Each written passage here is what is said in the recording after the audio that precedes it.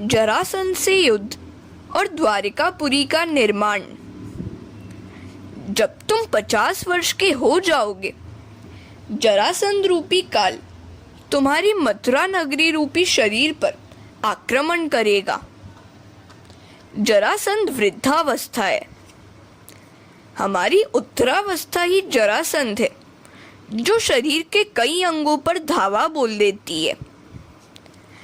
50 वर्ष पूरे होने पर जरासंध आता है। जीवन का पूर्वार्ध समाप्त हुआ और अब उत्तरार्ध आया है। वृद्धावस्था शुरू हो रही है। जरासंध के आने पर मथुरा का गढ़ टूटने लगता है।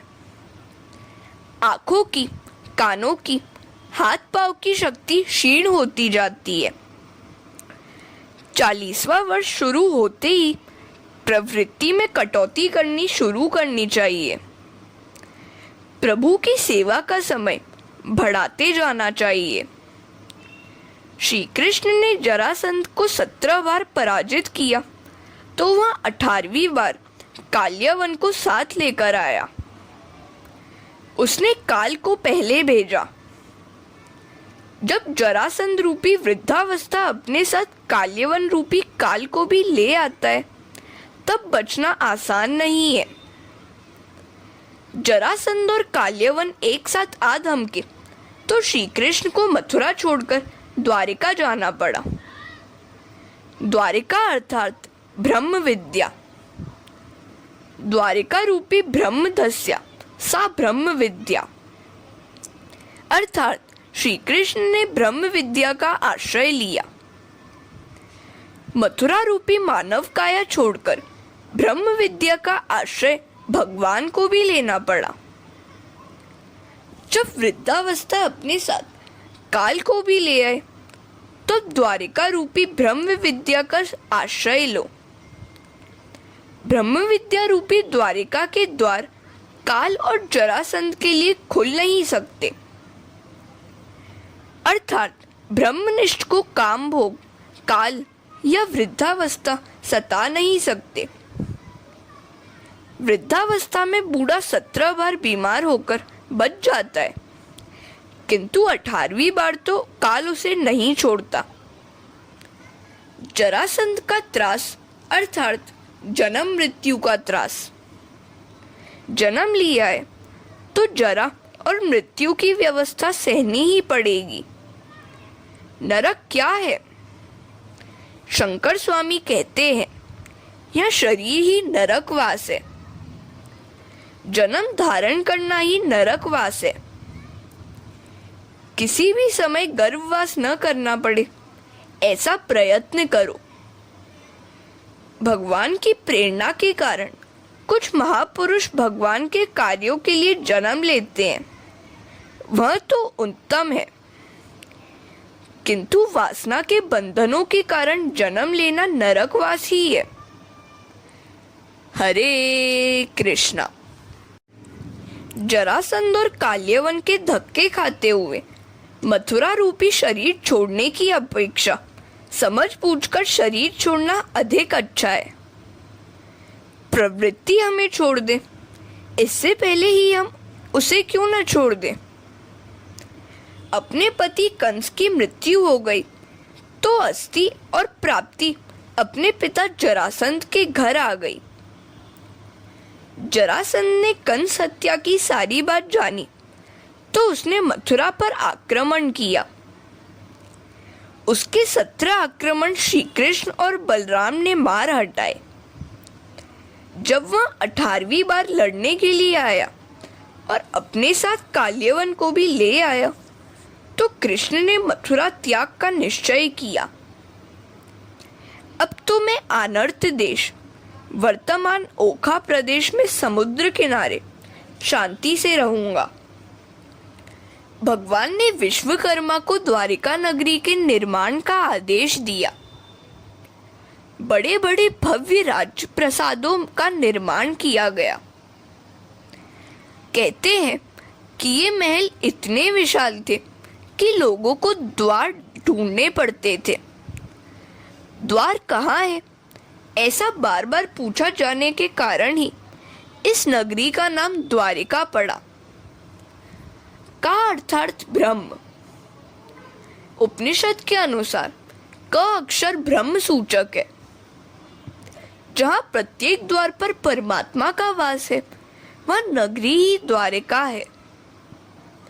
जिस शरीर रूपी नगरी के इंद्रियों रूपी द्वारों पर परमात्मा को स्थान दोगे, तो जरासंध और काल्यवन तुम्हें सता नहीं सकेंगे। द्वारिका में ये दोनों घुस नहीं सकते। प्रत्येक इंद्रिय से भक्ति करने वाला जीव काल्यवन पर विजय पाता है। यदि जरासंध तुम्हारा पीछा कर रहा है, तो प्रवर्षण पर निवास करो। प्रवर्षण पर्वत अर्थात जहाँ ज्ञान और भक्ति की मूसलाधार वर्षा हो रही है, वह स्थान। जहाँ कथा श्रवण का लाभ मिले, भक्ति रस की धारा बहती रहे, वहां जाओ। 51वें वर्ष में प्रवर्षण पर्वत पर निवास करो। वहां जरासंध सता नहीं पाएगा। श्री कृष्ण भी जरासंध के त्रास से छूटने के लिए प्रवर्षण पर्वत पर चले गए थे। 51-52 वर्ष की वय होते ही गृहस्थाश्रम के लिए तुम पात्र नहीं रहते। तुमने वन में प्रवेश पा लिया, अर्थात घर की आसक्ति अब छोड़नी है। विलासी लोगों के बीच में रहकर विरक्त जीवन जीना आसान नहीं है।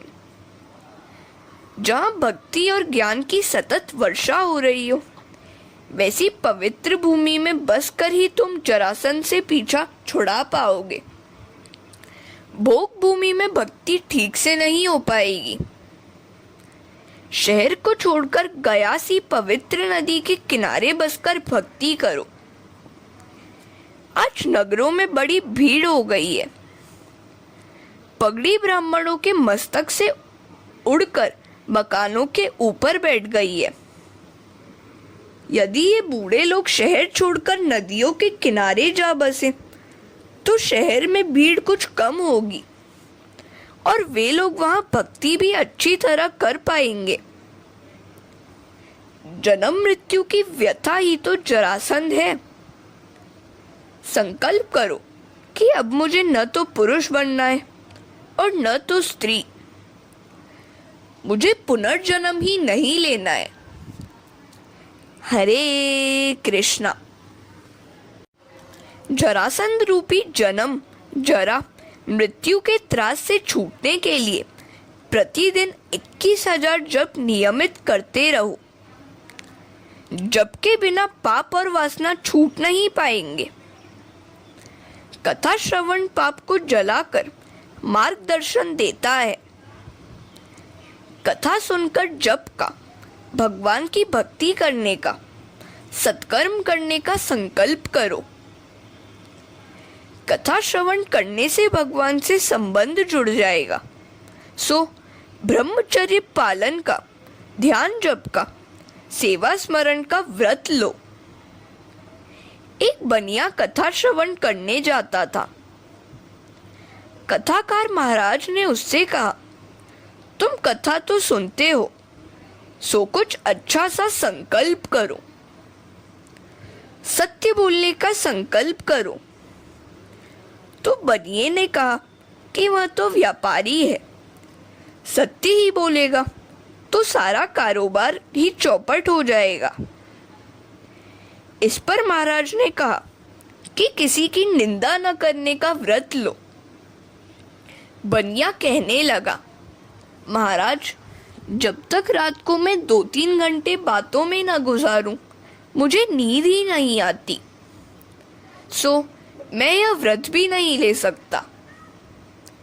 महाराज, मैं संकल्प करता हूँ कि रोज सुबह अपने सामने रहने वाले कुमार का मुंह देख लूंगा। देखा इस बनिए का संकल्प। वह हर सुबह कुमार का मुंह देख लेता था। एक दिन सुबह वह कुम्हार कुछ जल्दी उठकर गांव के बाहर मिट्टी लेने चला गया, तो बनिया उसका मुंह न देख पाया। वह बनिया अपना नियम निभाने के लिए उस कुम्हार को ढूंढने निकला। अब भाग्य की बात तो देखे कि उस दिन कुम्हार मिट्टी खोद रहा था तो सोने से भरा हुआ एक घड़ा उसके हाथ लग गया। वह उस घड़े को निकाल रहा था कि उसी समय वह बनिया आ पहुंचा। बनिए ने कुम्हार का मुंह देखकर कहा, चलो मैंने देख लिया। उधर कुम्हार ने समझा कि बनिए ने सोने से भरा घड़ा देख लिया। यदि वह राजा से कह देगा तो सब कुछ जब्त हो जाएगा। सो उसने बनिए से कहा, तूने देखा तो है, लेकिन किसी से मत कहना। मैं तुझे आधा भाग देता हूं। बनिए को सोना मिल गया। अब बनिया सोचने लगा, मैंने इस कुम्हार के मुख दर्शन का व्रत लिया तो लक्ष्मी जी का आगमन हुआ। यदि मैंने स्वयं प्रभु के दर्शन का व्रत लिया होता तो कितना अच्छा होता। ऐसे क्षुल्लक और मजाकिया संकल्प से ऐसा लाभ हुआ तो शुभ संकल्प लिया होता तो कितना अच्छा होता। दो संकल्प तो सभी को करना चाहिए, एक पाप कर्मों से बचने का और दूसरा सत्कर्मों में ही लगे रहने का। 21,000 जप करने को इसलिए कहा गया है कि मनुष्य सामान्यतः दिन में 21,600 बार सांस लेता है, अर्थात प्रत्येक श्वासोच्छ्वास के साथ भगवान का नाम जपते रहना है।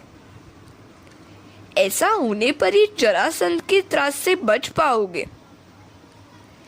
हरे कृष्णा।